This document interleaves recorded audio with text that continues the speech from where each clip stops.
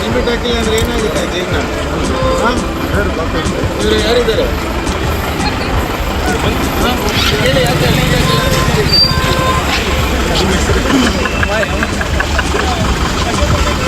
ರಾಜ, ನಮ್ಮ ಧರ್ಮ ರಾಜ ಚಿತ್ರಗುಪ್ತರೆ, ಏಕೆ ಈಗ ನಾವು ಯಾವ ನಗರದಲ್ಲಿದ್ದೇವೆ? ಪ್ರಭು, ನಾವು ಗದಗ ಶಹರದ ಹಳೆ ಬಸ್ ಸ್ಟ್ಯಾಂಡ್ ಹತ್ತಿರ ಮಾಲ್ಶೆಟ್ಟಿ ಸರ್ಕಲ್ನಲ್ಲಿದ್ದೇವೆ ಪ್ರಭು. ಇಲ್ಲಿನ ಸಾರ್ವಜನಿಕರು ತಮ್ಮ ಬೈಕ್ ಸವಾರಿ ಮಾಡುವಾಗ ಏಕೆ ಹೆಲ್ಮೆಟ್ ಧರಿಸುತ್ತಿಲ್ಲ? ಇವರಿಗೆ ಕಾನೂನಿನ ಅರಿವಿಲ್ಲವೇ?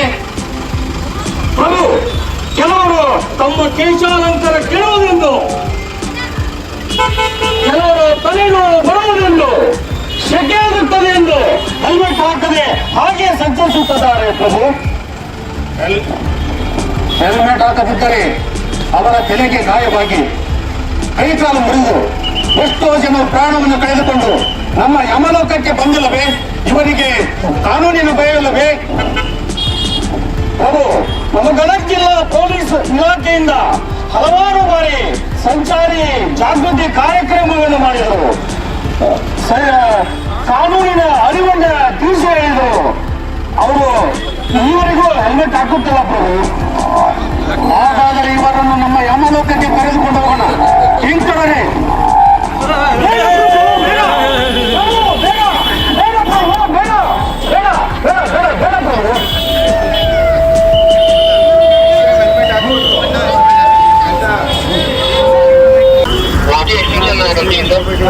ಮನೇಲಿ ಹೆಲ್ಮೆಟ್ ಇದೆ.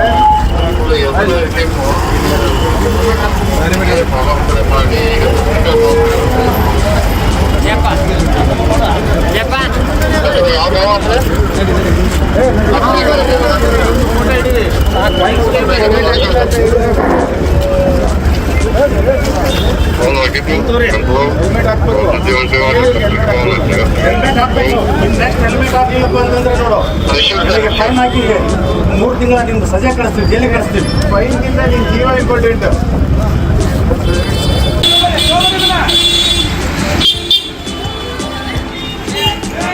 ನೀವು ನ್ಯೂಸ್ ನಿಮ್ದು ನಂದು ದರ್ಶನ್ ಸೌದಿ ಅಂತ ಪರ್ಸನಲ್ ಅಕೌಂಟ್ ಹ್ಯಾಂಡಲ್ ಮಾಡ್ತಾನೆ. ಯಾರ್ದು? ನಂದನ್ನ. ಹಾಂ,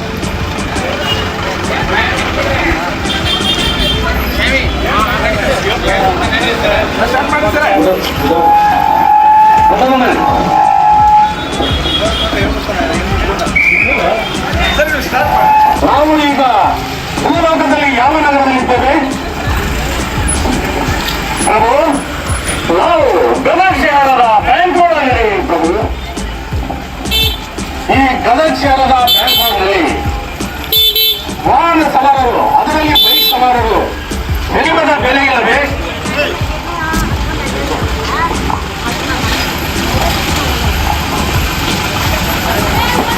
ಚಿತ್ರಗುಪ್ತರೆ, ಶಂಕರರೇ, ಇಲ್ಲಿ ನೋಡಿ, ಇವರು ಹೆಲ್ಮೆಟ್ ಧರಿಸಿರುವುದಿಲ್ಲ.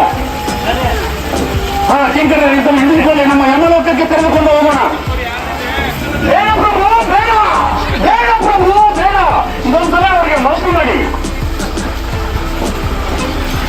ಶಂಕರರೇ, ಇನ್ನೊಮ್ಮೆ ನೀನು ಹೆಲ್ಮೆಟ್ ಧರಿಸುತ್ತಿದ್ದರೆ ನಿನ್ನನ್ನು ಯಮಲೋಕಕ್ಕೆ ಕರೆದುಕೊಂಡು ಹೋಗಿ ಕುದಿಯುವ ನೀರಿನಲ್ಲಿ ಹಾಕಿ ಬಿಡುತ್ತೇವೆ. ಎಚ್ಚರ.